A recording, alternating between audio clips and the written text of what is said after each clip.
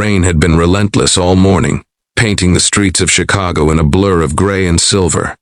And inside the small café tucked on a quiet corner, the world seemed momentarily kinder. Nathaniel Moore, a man whose fortune and influence could bend entire industries, sat alone at a corner table, the weight of wealth heavy on his shoulders.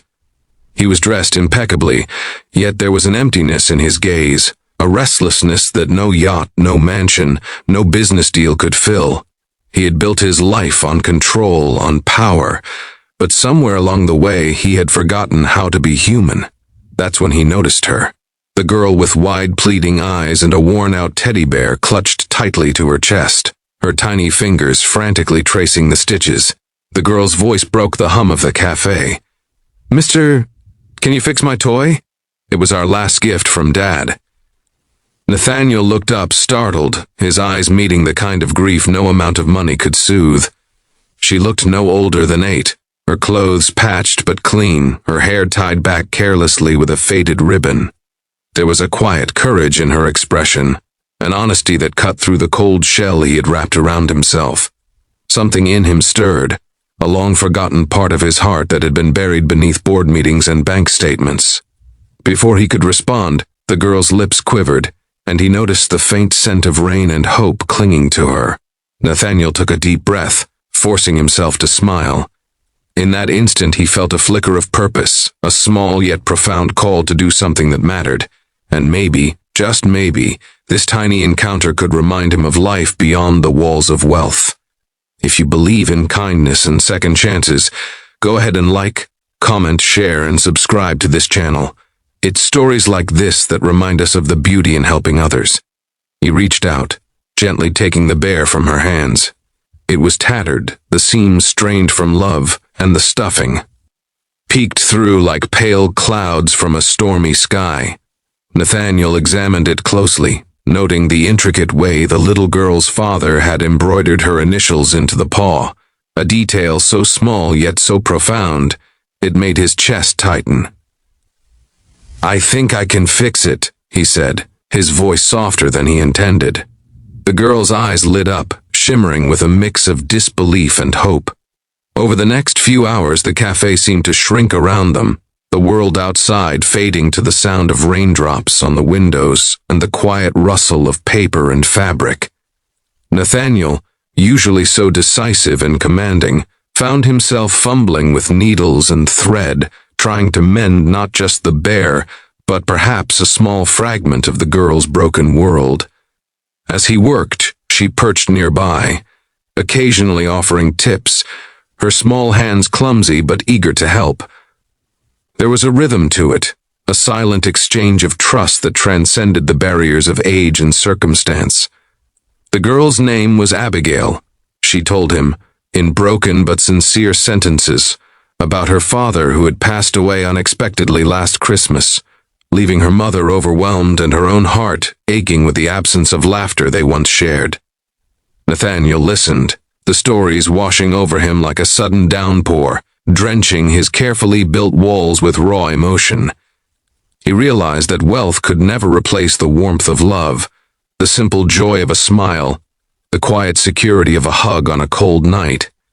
And yet, here he was, holding the remnants of a memory, tasked with repairing more than just stitches.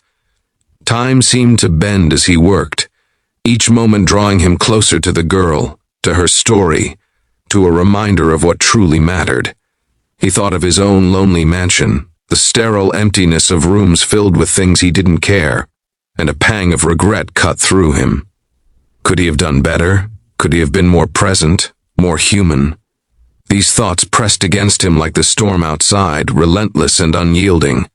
Finally, after what felt like an eternity, the bear was whole again. The seams held firm, the stuffing smoothed out, and the initials shone like tiny beacons of love stitched into fabric. Abigail's hands trembled as she took the bear, pressing it to her chest as tears welled in her eyes. Thank you so much," she whispered, her voice breaking under the weight of relief and gratitude. Nathaniel simply nodded, the lump in his throat making words impossible. In that moment, the currency of the world, The deals, the stock, the power mattered nothing. What mattered was the human connection, the act of giving that left hearts mended, even if only in a small, quiet way. As Abigail's mother arrived to pick her up, Nathaniel found himself standing, offering a gentle smile and a word of encouragement. He watched them walk away, hand in hand, the bear clutched tightly between them, and for the first time in years he felt a warmth in his chest, a sense of peace that no bank account could buy. He realized that sometimes the smallest gestures could carry the greatest weight, that kindness had a power that wealth alone could never achieve. Walking back to his car, Nathaniel noticed the world differently. The way the rain glistened on the pavement, the way strangers passed each other with a flicker of recognition, the subtle beauty in ordinary moments. Abigail had reminded him of the man he once was, the man who believed in goodness, in hope, in the unexpected magic of human connection. He promised himself that he would carry that lesson forward, that he would no longer let his life be measured solely by material success. And in that quiet promise, Nathaniel felt the stirrings of transformation. He thought of all the children who might never experience a moment like Abigail's, and he knew he had the means, and now the heart, to make a difference.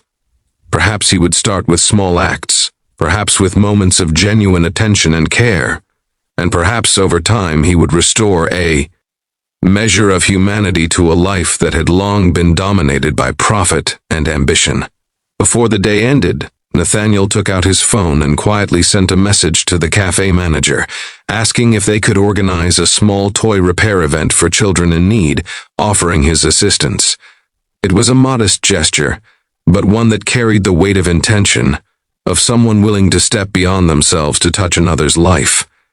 He smiled, realizing that this simple act of repairing a worn-out bear had changed him more than he could have imagined.